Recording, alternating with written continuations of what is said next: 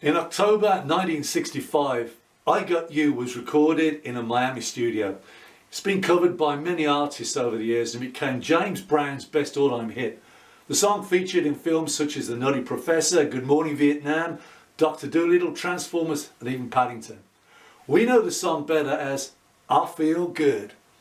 As a friend, I just wonder, do you feel good? Or do you feel tired? Are you overburdened? Are you exhausted? Anything but good. Maybe it's not sleep that you need. Maybe you need to step into the yoke with Jesus. He will walk with you. He will carry all of your weight for you if you let him. The question is, will you let him? A teacher read to her class the text, "My yoke is easy." "Who can tell me what a yoke is?" she asked. A boy said, "A yoke is something that you put on the neck of animals." Then the teacher asked, "What's the yoke God puts on us?" A little girl said, "It is God putting his arms around our necks." In Jesus' day, farmers didn't have tractors or combine harvesters. They used oxen and a yoke. A yoke is a kind of collar to link two oxen to each other. The yoke was then attached to something like a plough. Linked by the yoke, two oxen could then work together, pulling whatever burden was attached to the yoke. Jesus applies this image to our life with him. "Come to me, all you who labour and are heavy laden," he says, "and I will give you rest. Take my yoke upon you and learn from me, for I'm gentle and lowly in heart, and you will find rest for your souls. For my yoke is easy and my burden is light." Do you think it's a little strange that Jesus' idea of getting us to rest in him involves putting on a yoke? A yoke wasn't created for rest. It was created for work. It has absolutely nothing to do with rest. When Jesus invited the weary and the heavy laden to come to him and find rest, we'd expect him to say something like, "Take off that yoke you're wearing. You don't need it anymore. Doesn't that feel good? Now run and be free." But Jesus' solution for yoke weariness was not to cast off the yoke entirely. It was to yoke ourselves to him, to walk in step with him. In Palestine, ox yokes were made of wood. The ox was brought and the measurements were taken. The yoke was then roughed out and the ox was brought back to have the yoke tried on. The yoke was then carefully adjusted so that it would fit well and it wouldn't hurt the neck of the ox. The yoke was literally tailor-made to fit the ox. Jesus' yoke, that's his commandments, they fit us really well. The life that he gives us to live is not bitter, it's not heavy, it's not a burden. Rather, it's a lifestyle that is made to measure, to fit us. Farmers used to train the young oxen to plough by placing them with stronger and more mature oxen. The job of the younger ox was simply to follow in the same direction and keep pace with the teacher ox. The older ox pulled most of the weight and understood the commandments of the plough driver. As long as the young ox followed the older ox, everything was fine. But if the younger ox decided to speed up or hang back, the work became much more difficult. Only by keeping pace with the older ox could the younger ox complete the day's work without collapsing from exhaustion. When we're yoked to Christ, he carries all of the weight. This is a different kind of yoke. It's one perfectly fitted to support and aid us in fulfilling his purpose for our lives.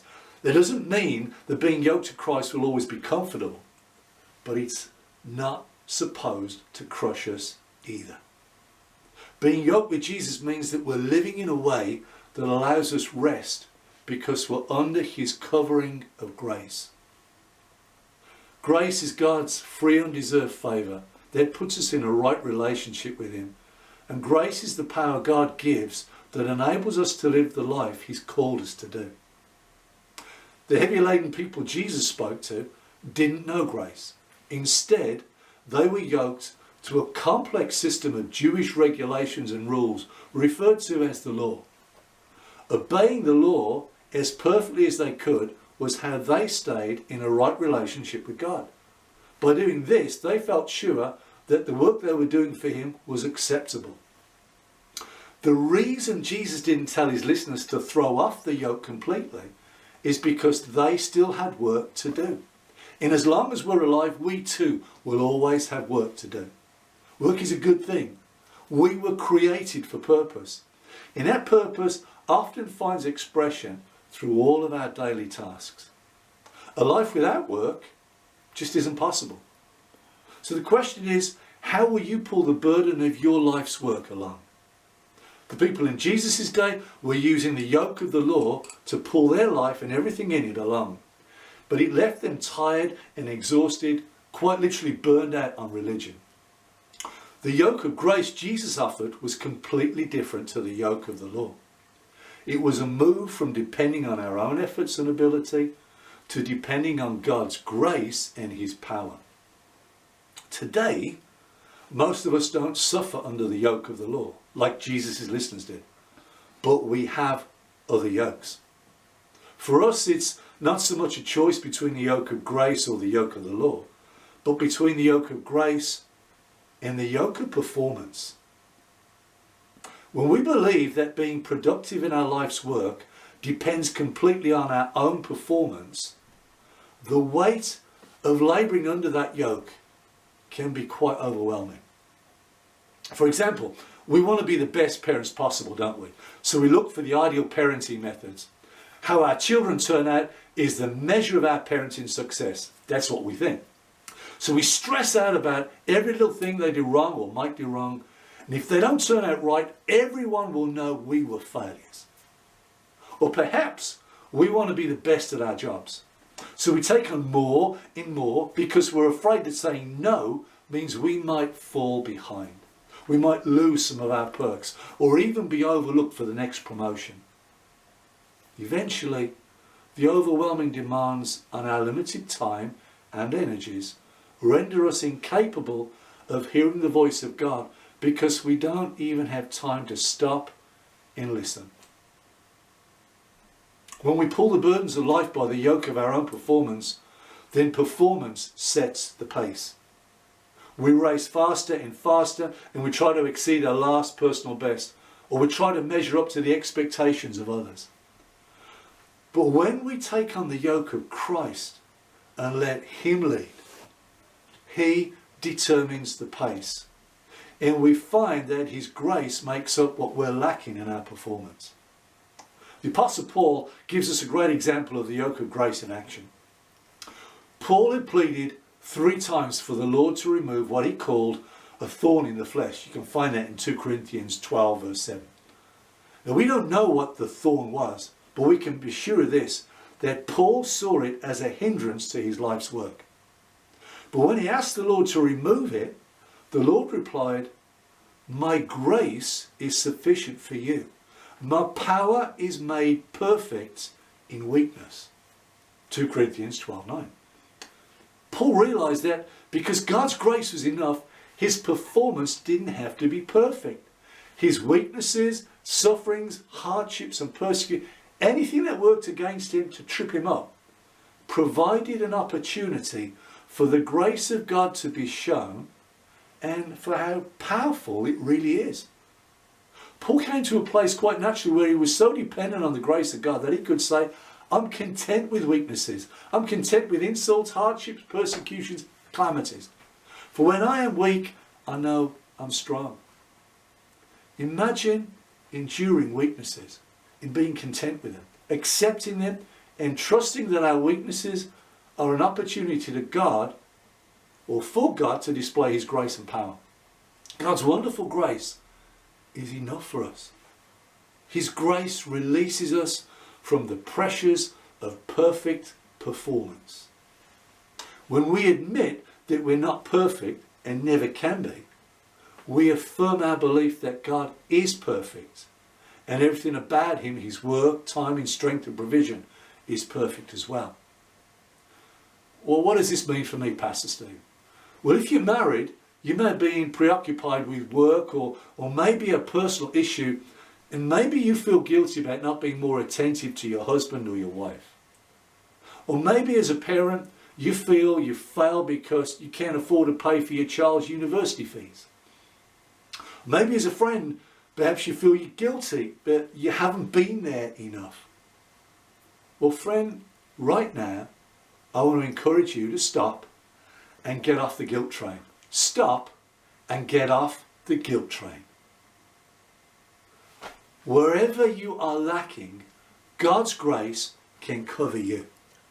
He designed you knowing that you wouldn't be perfect. He never had that expectation for you. So why do you have that expectation for yourself? You don't need to work your way. You don't need to earn your way to his throne. All you have to do is stop and enter the rest that Jesus promised you. How? By taking his invitation, by responding to it. So many times people send us an invitation, don't they? And we reply either by rejecting it or accepting it. We kind of evaluate the cost though, don't we, as we accept that invitation. If it's a birthday party, the cost of the taxi home, the babysitter, we've got to get a card, we've got to get a gift, and then we've got to get up for work tomorrow. When Jesus offers us an invitation, some of us have the same idea. We ask, what's it going to cost? And sometimes we make loads of excuses. Like, I've got other things to do. I've got deadlines to meet. I've got cars to clean. What's it going to cost me? Friend, let's get this straight. The invitation is not for the benefit of Jesus. It's for your benefit. This is where his grace releases you from the pressures of perfection. Come is the invitation right now. Come to the one who will never leave you or forsake you. Come to the one who will never give up on you. Come even if you've got no money. Come when you're thirsty. Come when you're hungry. Come when you feel burdened, weak, frail, oppressed. Come if you're a sinner. Come if you're a saint. Come if you're young. Come if you're elderly. Come if you're male or female, black, white or olive. Come and be released from the pressure of perfection. Come to me, Jesus says, me, the one who describes himself as the bread of life, the one who said, I'm the good shepherd, I'm the gate, the door, the way, the truth, the life. Come to me, I'm the light. Come to the image of the invisible God. Come to the one who says, I'm the resurrection and the life. Come to the one who says, he's the true vine. Come to the one who will release you from the pressure of perfection. His word says, it's a promise, he says he will. He will absolutely, certainly, definitely, undeniably and completely without doubt come through for you. On him you can totally rely upon and be released from the pressure of perfection. He says you'll find rest. It means he's going to ease and relieve and refresh your soul. Who doesn't need a soul refreshed? And you'll find that pressure of perfection is replaced by the presence of peace. Jesus used two pieces of wood to fashion and form not a yoke, but a bridge to heaven. It's a perfect shape and it resembles the cross. If we learn from him, we can cross together and be with the Father forever. In the spirit realm, at the foot of that cross, I see thousands of broken yokes. Supernaturally, they've been destroyed and they've been removed. And now, new yoke, which is naturally crafted and fitted to each person who took up that invitation, is placed upon them. But what broke those yokes? Friend, remember this. It was praise. Praise breaks the yoke of oppression. When you feel tired, pump up the praise. It's guaranteed to break the yoke of oppression. How do I praise him? Praise him for who he is and worship him for what he's done for you, releasing you from the pressure of perfection. Friend, the yoke of Christ is perfectly fitted to support and aid you in fulfilling his purpose for your life. It's not always comfortable, but it's always what we need for the path he wants us to walk in. Under the yoke of grace, I no longer evaluate my worth by how many items I've ticked off my to-do list. Under the yoke of grace, I no longer measure my values against anyone else's expectations. Not even my own.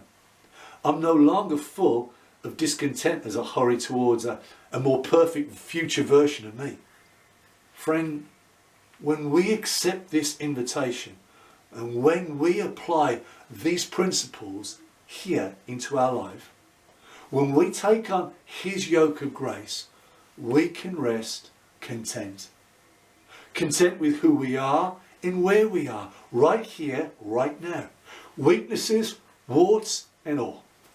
And because you're walking close to Jesus, you're released from the pressures of perfection. And that feels, as James Brown's saying, good. That's my challenge, friends, today, is to accept his invitation. To yoke to him. Don't plough on relentlessly. Don't strive.